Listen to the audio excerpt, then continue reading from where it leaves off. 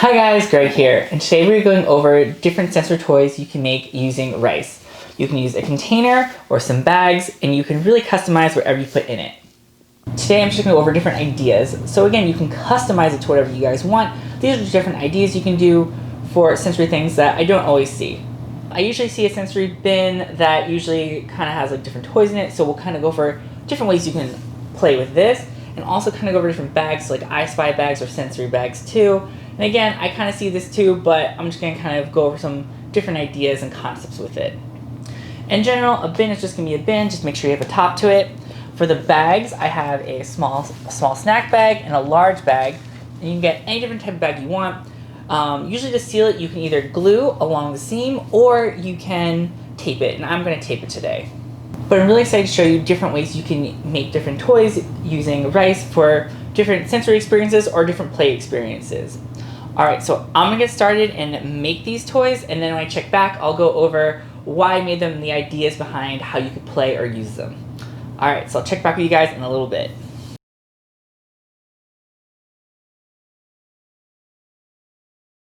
And we're back. So I have a few different things, a few different concepts to kind of go over. So let's push these aside for now.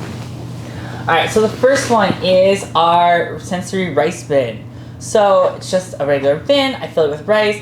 I put in different creatures. A lot of times you can make this like a searching bin. So you use a scoop or something like that. I personally like to dig with my hands. So I have different sizes. So I have larger toys, and I also have some smaller toys in here. So you can, again, pick any size you want. The larger toys are obviously going to be easier to play with, but easier to find. And the small toys are going to be maybe a little harder to play with and a little harder to find, depending on what your abilities are.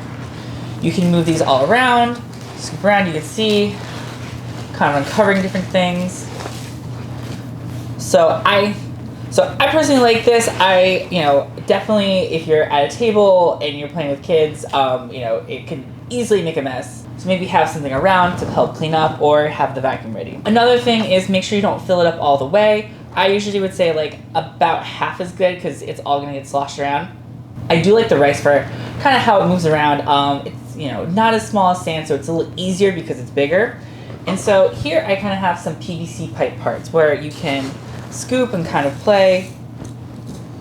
So all these things could be used for sand toys as well. This one's a T-joint, and this one is just a regular kind of scoop.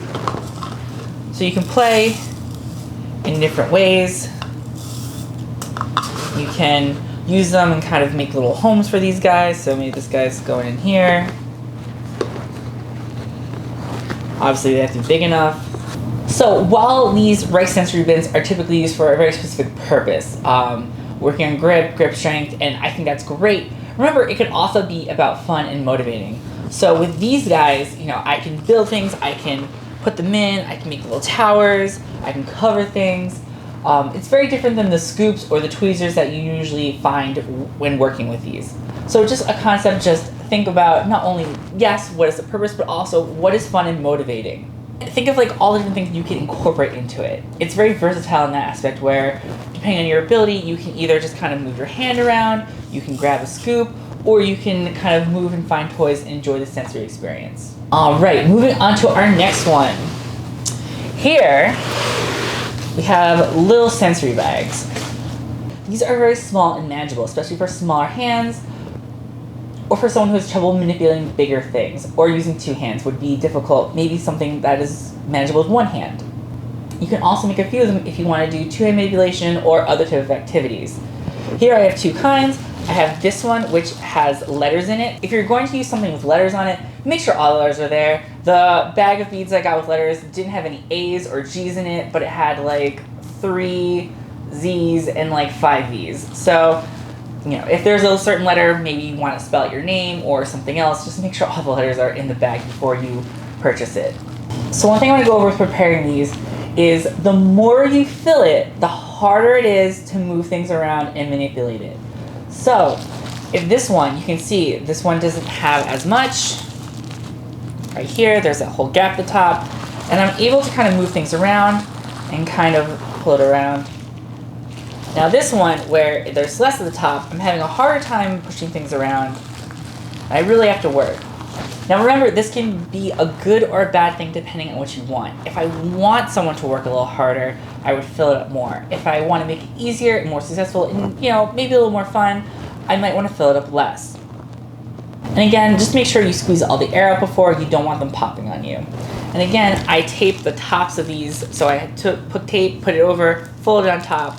And so far I've been playing with them and they've been able to hold up. And again, you can really customize this. You can focus on the sensory experience and moving the rice around and feeling the different textures. You can focus on the I Spy type aspect where I'm looking for the yellow car, or I have to find the green plane or something like that, or I can find the letters. And the cool part is if you make multiple ones, sometimes they have to explore different ones. So it's kind of like that, an extra level of finding where first I find it simply, then I have to really explore and find it in the bag, and then I have to find it in all these different bags. So depending on what level you're at, you can make it really fun. So let's move on to our last one. So these are the bigger rice bags. So for these, I'm using a gallon bag. Again, these are the small snack bags. These are the bigger ones. There's also that middle sandwich bag you can use, or whatever type of size you want. Again, with these, so you can see with this, I filled it up a decent amount. With these, I actually don't recommend more than halfway. If you fill it up more, it's just going to be that much harder. So if you're making for someone who's very advanced, has a lot of motor skills, yeah, you could probably fill it up more, and it's just going to take them a longer time to find it. Especially if you make two and it's like a race, that could be really fun. But if you're trying to just incorporate some learning with some fun and some exploration, I would not fill it up as much.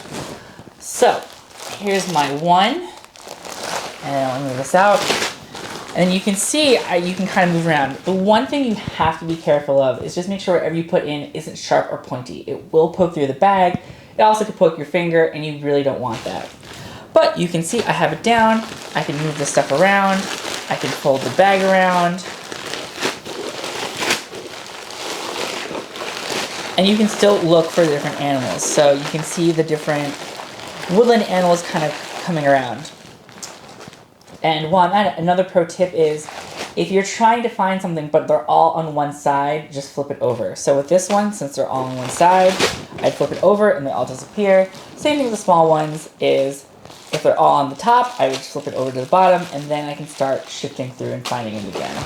So these have bigger figurines. That's kind of the benefit of the big bag. You can pick bigger figurines to put in, but again, just make sure if it's plastic, it's not going to be super sharp. I can already tell this eagle beak is going to be a bit of a problem. This one, I kind of went with more plastic beads, so this one has some aquatic beads in it. It's funner, it's a little easier to manage because they're smaller. I can really kind of move my fingers in it. And again, you can use this as kind of a find or just kind of a play. If I had to do this one, again, I'd probably mix in a variety of things. If you want to make something more complex, you can have the different types of beads in and have a large variety of different things in there that makes it harder to find. Or you can keep it really simple and soothing. So this one's kind of got some relaxing colors in it. Maybe if I wanted to, I could try to color the rice too. It makes just kind of like a relaxing kind of like sensory manipulation type of thing. And that could be really fun. For kind of fun, I want to show you that this one I did with birdseed. So you can see the difference of the contrast. So this one's the birdseed, and this is the rice. And this one has the beads with the automotive things, and this one has the number. So you can see that it does give you a different texture, but also the contrast is really different. Where this one is white and white, and this one is white in color, and this one has a mixture of colors, but I feel like it makes the white really pop out, and it also helps make the colors out. So depending on what you're looking for, you may want to consider using something else. So we use rice today, but you can also use different beads. I use birdseed. You can use a bunch of different things.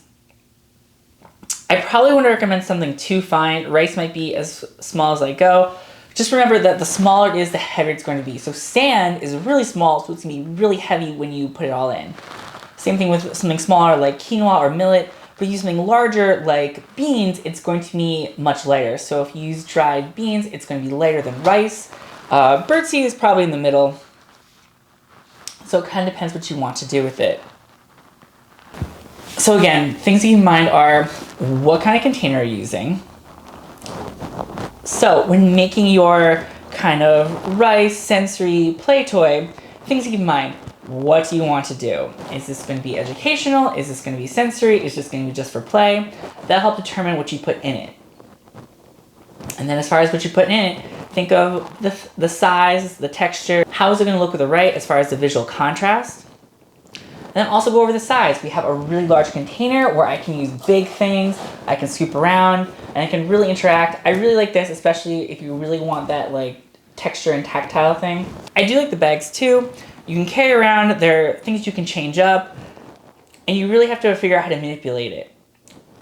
And it really does work on other manipulation skills. So where this, I play with it here, this one I'm able to bring up to my face as close as I want, and I can really kind of shift it around and play with it. So I personally always enjoy it when it's fun and playful, but again, if you want to do something educational or I Spy or a sensory experience, you can always customize it for that. So I hope you enjoyed this video on different types of rice bags, and I know we used variations of birdseed, but there's a lot of different things you can do with it, and it's really versatile. Again, I probably keep saying it, but really kind of think of what you want to do with it, and that'll really help drive how you make it and what you put into it. These are different ideas and concepts to kind of think about when you're designing your own. If you're having trouble coming up with ideas, you can leave a comment below, and I can give you different ideas of things you can mix in and what you can do with it. But overall, I think these are pretty easy to assemble. They are fairly durable for the materials you use. They are not indestructible. And while they can get a little messy, they aren't that like slime sticky where it's just gonna stain everything. Although I do think slime is really cool. So I hope you enjoyed this video. Again, leave a comment if you have any questions or concerns. Please hit the like button if you like this video, and please subscribe for more adaptations and fun toy ideas. Alright everyone, enjoy!